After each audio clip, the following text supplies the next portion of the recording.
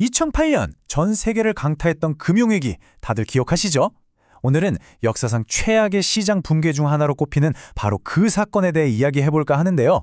근데 이 이야기에는 아주 놀라운 반전이 하나 숨어 있습니다. 바로 그 절망 속에서 어떻게 엄청난 기회가 탄생했는지 그 이야기입니다. 자, 이런 질문을 한번 던져볼게요. 모든 게 와르르 무너지는 것 같았던 그런 역사적인 시장 붕괴가 말이죠. 과연 한 세대를 완전히 먹여 살릴 만한 그런 엄청난 부를 만들어낼 수 있을까요? 되게 역설적으로 들리죠. 근데 이게 바로 오늘 우리가 파헤쳐 볼 이야기의 핵심입니다. 자, 그럼 모든 일의 시작으로 한번 돌아가 보죠.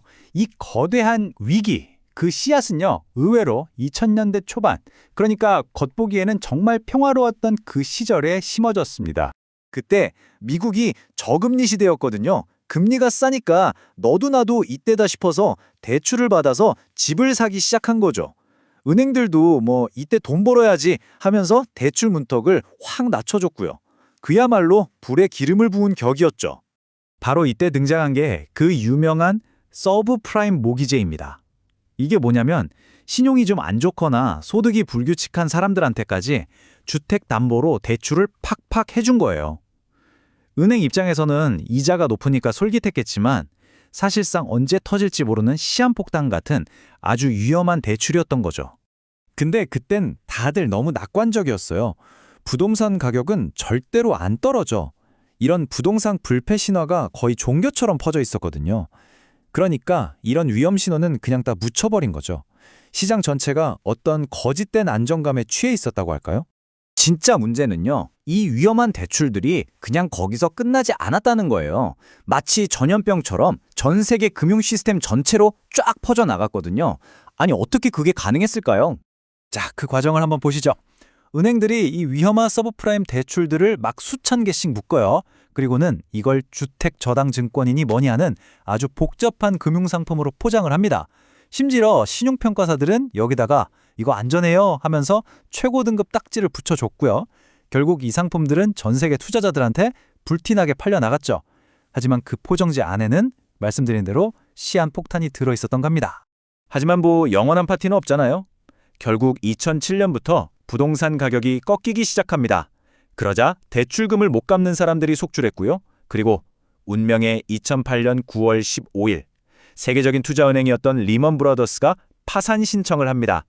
바로 이 순간 거대한 도미노의 첫 번째 조각이 쓰러진 겁니다. 리먼 브라더스의 파산. 이건 그냥 은행 하나가 망한 수준의 이야기가 아니었어요. 전 세계 금융시장에 거대한 공포의 쓰나미를 몰고 온 그야말로 신호탄이었습니다. 결과는 정말 끔찍했습니다.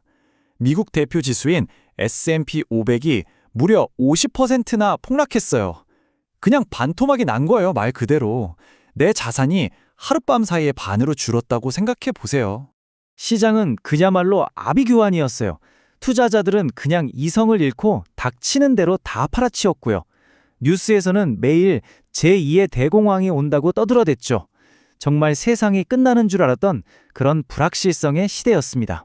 자, 그런데 이야기는 여기서 끝나지 않습니다. 어쩌면 진짜 이야기는 지금부터 시작일지도 몰라요. 바로 이 절망의 순간에서 우리는 아주 중요한 전환점을 맞이하게 되거든요.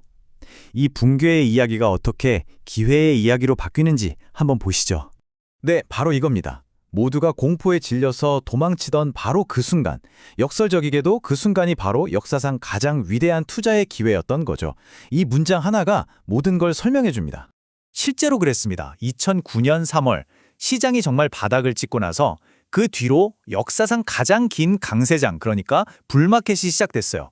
그야말로 절망의 잿더미 속에서 완전히 새로운 시대가 피어난 거죠. 이 그래프를 한번 보세요. 정말 흥미롭습니다. 금융위기가 기존 산업의 판을 완전히 흔들어 놨잖아요. 바로 그 빈자리를 기술 기업들이 치고 들어오기 시작한 겁니다. 자, 보세요. 애플, 티커는 AAPL이죠. 아이폰으로 모바일 시대를 열었고요. 아마존, 티커 AMGN, 클라우드 컴퓨팅의 제왕이 됐습니다. 그리고 엔비디아, 티커 NVDA, 지금의 AI 시대의 문을 연 장본인이죠. 이 기업들은 바로 그 위기를 발판 삼아서 경제의 새로운 주인공으로 떠오른 겁니다. 자, 그렇다면 이 엄청난 역사적 사건을 통해 우리가 투자자로서 배울 수 있는 교훈은 뭘까요? 이 모든 경험을 딱 3가지 핵심 원칙으로 한번 정리해 드릴게요. 핵심은 딱 이 3가지입니다. 꼭 기억해 두세요. 첫째, 시장은 단기적으로는 출렁여도 결국에는 언제나 회복한다는 것. 둘째, 모두가 공포에 떨 때가 바로 기회라는 것. 워런 버핏의 유명한 말이 있죠. 남들이 두려워할 때 탐욕을 부려라. 그리고 마지막 셋째, 단기적인 변동성에 흔들리지 않는 이 장기 투자가 결국 가장 강력한 전략이라는 겁니다. 여기서 한 걸음만 더 들어가 볼게요. 이 교훈들을 쭉 따라가다 보면 결국 하나의 깨달음에 도달하게 됩니다. 뭐냐면 투자는 내일 주가가 오를까 내릴까 하고 점치는 예측 게임이 아니라는 거예요. 그게 아니라 세상을 바꾸는 거대한 흐름, 즉 구조적인 변화에 올라타는 게임이라는 거죠. 역사는 반복되죠. 다음 위기는 과연 올까가 아니라 언제 오느냐의 문제입니다. 언젠가 반드시 올 거예요. 자, 그날이 왔을 때 여러분은 어떻게 하시겠습니까? 남들처럼 공포에 질려 모든 걸 던져버리시겠어요? 아니면 오늘 우리가 이야기한 2008년의 교훈을 기억하고 새로운 시대의 기회를 발견하시겠습니까? 그 선택은 전적으로 여러분의 몫입니다.